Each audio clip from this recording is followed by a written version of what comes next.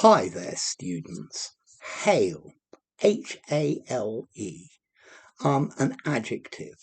Don't confuse it with Hail. Okay, Hale means healthy. I think you'll probably only really find it in the collocation Hale and Hearty. Somebody who is hale and hearty, they're in good health, they're healthy and strong.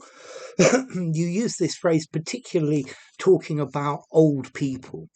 So, yeah, his grandfather was hale and hearty and walked 10 kilometers every day. Okay, so hale, healthy, in good health, strong.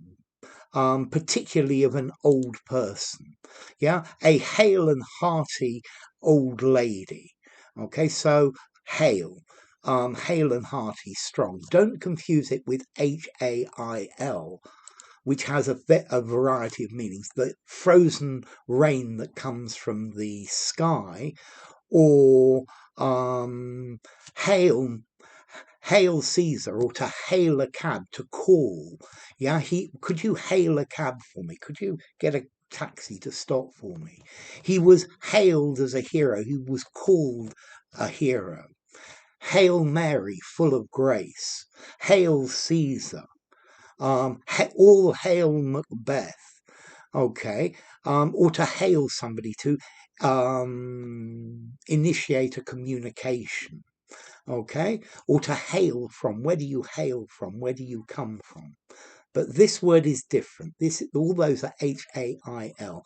This is hale, Hale, meaning healthy and in good condition. Okay, but particularly for an old person. I think it's probably a little bit old-fashioned, this word, but you could use the phrase hale and hearty in one of your essays, and I think it would be a nice word to use. So hale, Hale, as in formality. I think I'm going to give it a 6. Yeah, you could just about use hale and hearty, yeah, in an informal conversation. So you use it anywhere.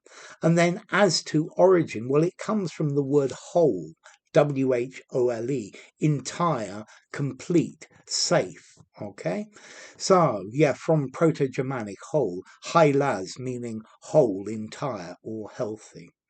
So I hope you're hale and hearty on a lovely Monday morning.